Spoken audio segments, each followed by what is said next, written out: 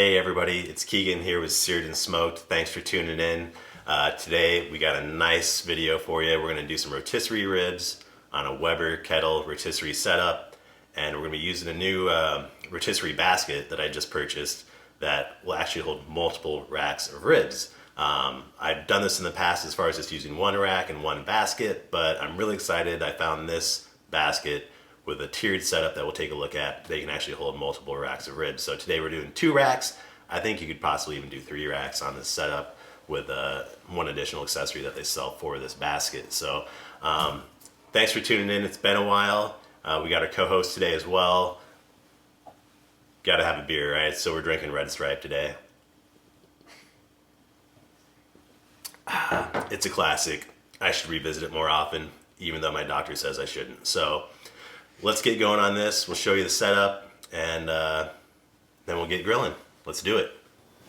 Okay, so here is everything we need to get started. We're doing 2 racks of ribs. I've already taken the membrane off on the back side, so we're good to go there. And then I just cut them down to the length of our rotisserie basket. So we'll still fit both racks in here. They just won't, a few of these end pieces will be cut off, which is totally fine. So got our rub here. I'll put the ingredients I use for this rub. I call it my sweet lovin' rub because it is a little sweet and salty. Got a little heat, not a lot of heat. It's mainly just a nice sweet, salty, all-purpose rib rub, chicken rub, pork rub of any sort. So, and then in this bottle here, we just have a mixture of apple cider vinegar and water in case we need to do a little spritzing along the way if the ribs get like they're looking like they're getting a little too hot. So, all right, let's put this together. So this basket's really cool. It's got one side with an immovable bracing, so that stays there, which I'm gonna call the bottom. And then the sides come off. So depending on your setup, you may or may not need the sides on. So these pieces just pop on and off. And then it comes with 2 racks where you can kind of move up and down the basket, so you can do these racks of ribs or anything else. So I'm gonna go ahead and season up these ribs and get them arranged in the basket, and we'll show you the kind of final setup for that, and then we'll get the charcoal going and get these on the smoker. Okay, I always season the bottom of the ribs first, because I guess frankly I consider them the least important of the 2 sides, so we're just doing a light seasoning. Because this isn't going to be smoked for a real long time, we're shooting for around an hour and a half to 2 hours. I feel like you don't need to season things quite as heavily because the smoke is not going to kill a ton of the barbecue seasoning. You know, I always find if you smoke things a ton or a long time, like a brisket, it mellows out all those flavors. So we're just going to hit this, not real heavy, but a nice even coating on all sides. Once again, this is kind of just a sweet, salty, all-purpose rub. I use it on chicken all the time, and I like it a lot on these kind of faster cooks. It's got quite a bit of sugar in it, so it'll get a nice little crust on the outside of the rib, and it'll give a nice color too.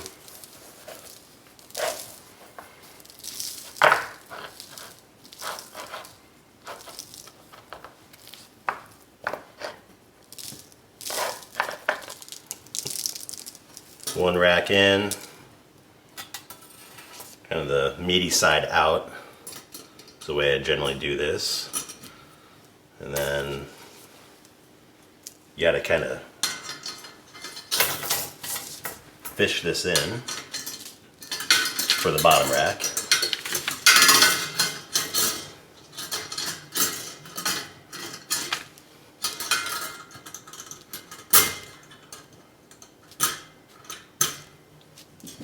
That's set.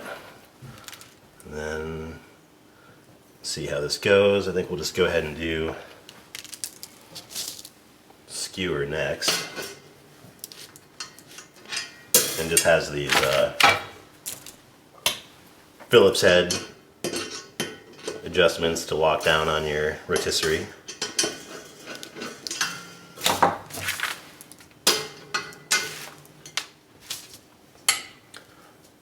Alright, so we have things in place. I think this is going to work out pretty good.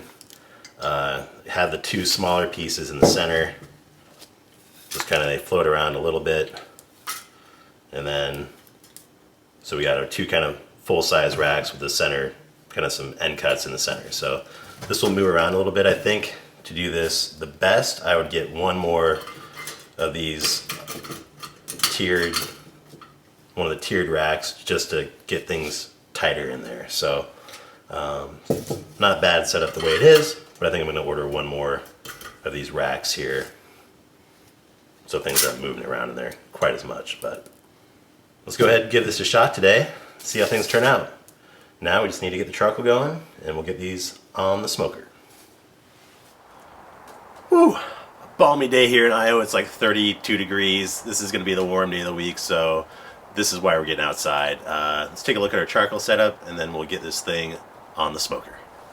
Okay, so this is real easy. We got our pan in the center, so our rotisserie is going to go parallel with the pan.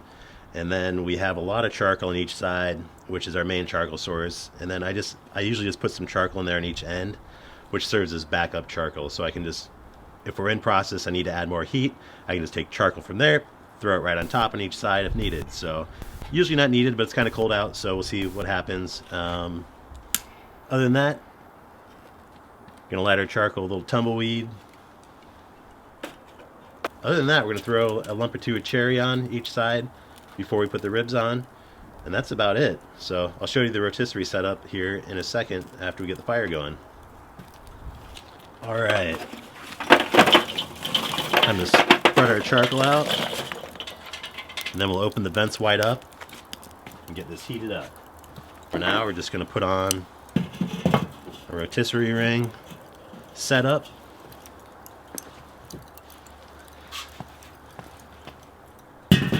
And then we're going to let this, we got the vents wide open top and bottom, and we're going to let it heat up to about 400 degrees, and then we'll get our ribs on. Okay, so we are at 450 degrees, so we're going to put these ribs on. And I've cranked the vents down to about halfway, so it should kind of mellow over time, kind of slowly maybe go down is what we're shooting for. So start out on 450, then it could end up around 350, 400 by the time we're done. And it should take about an hour and a half is what I'm guessing based on previous experience. So let's get them on. And we got our rotisserie motor plugged in back here. So all you got to do is just slide that right in there. And because we're kind of off balance here, we got more ribs on one side than the other. Next time I'd do 3 ribs, 3 racks of ribs, and I'd get one more of those, at least one more of those horizontal layers to divide it. So because we're off weight or off balance a little bit, you just have to attach this counterbalance to the end, which comes with the rotisserie kit.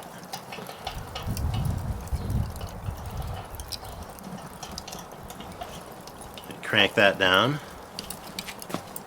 and then we're good to let her rip here.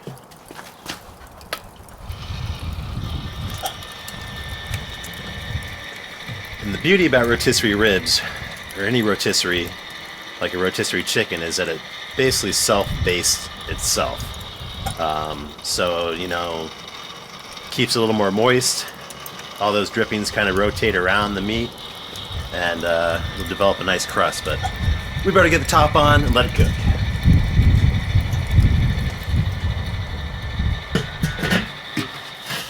Okay, welcome back. It's been about 45 minutes. You can see that it's dropped down to about 350. It's been kind of slowly dropping, so we're going to check them out and see if we need to stoke the fire at all, and probably leave them on for about another 40 minutes. Whew. Look at those. Those are beautiful. They're kind of nice, glistening. I haven't touched them, I haven't sprayed them or anything. So you can see that they're just really, really, really juicy. So this is exactly what we're looking for. A lot of moisture on the outside. That's the beauty of a rotisserie, is that it just keeps them basted. So looking awesome. We're not going to touch them. The coals look pretty good. We're just going to come in here, add a couple here on top just to make sure we don't run out of fuel. So that comes in handy. Those few that we left on the sides, that's where this helps out. We can just reach in there, grab a couple, put them right on top. I'm not going to add any more cherry wood. Started out with quite a bit of cherry on there. Can't remember if I showed that, but I did throw a couple chunks of cherry on there. So I think they're plenty smoked. Now we just need to keep cooking. Cover this back up. And we're just going to be looking for pullback. Just looking for a little pullback on the ribs. And it should be gorgeous. So we'll check back in another 30 or 40 minutes. Okay, it's been about another 15 minutes, and I just checked them. They're looking a little roasty, so I am going to spritz them with our apple cider water mixture.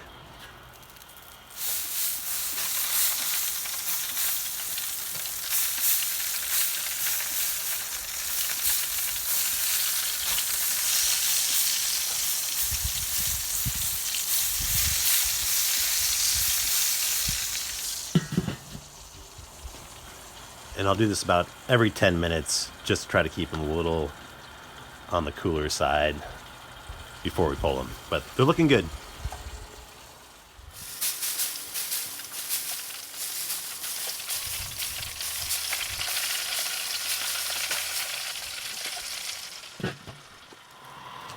Okay, it's been an hour and 45 minutes total. Probably tough to see with the camera, but there's a fair amount of pullback going on, so I'm going to call these babies done. I think they're good. They might be a little less done in like the really thick parts, but I think they're looking gorgeous. I think we should eat these things, so I'll see you guys inside. We'll cut them open. All right, it's money time. It's time to see how these ribs turned out. I've looked at them, obviously. They look pretty good. Might have been able to keep them on a little bit longer, but let's cut them open, give them a taste test. All right. What I like to do is I like to flip them upside down to cut them. Makes it just a little easier to see where the bones are at.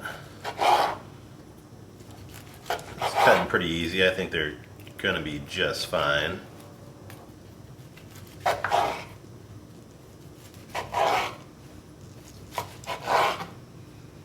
right. Let's take a look at this guy. Oh yeah, nice color on it there. Good looking rib. Still impressed with how glossy and really just juicy they are on the outside and inside. They're just, you know, tons of juice in there. So really pleased with the way those turned out. All right, we'll see how the bite is.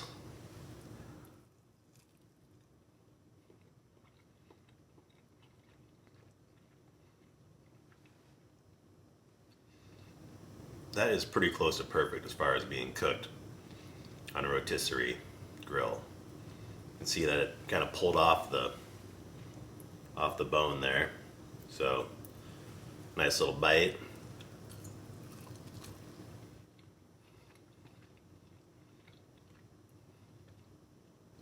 Once again, just nice and tender. Nice little color to it there, a little pinky. Not a heavy smoke ring, but I'm more concerned about flavor. These are hitting the spot.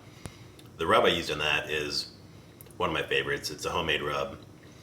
It's got, you know, it's got a good amount of ingredients in it, but it's not overboard, so it's an easy one to make at home. I usually make just a huge bulk batch of it, so I'll put the recipe down below and the notes for that for the show, and then all the other products I use as well you can find there as well. So, if you like what you see, which I hope you do, go ahead, subscribe, give me a like, tune back in next time, and we look forward to more outdoor adventures on the grill.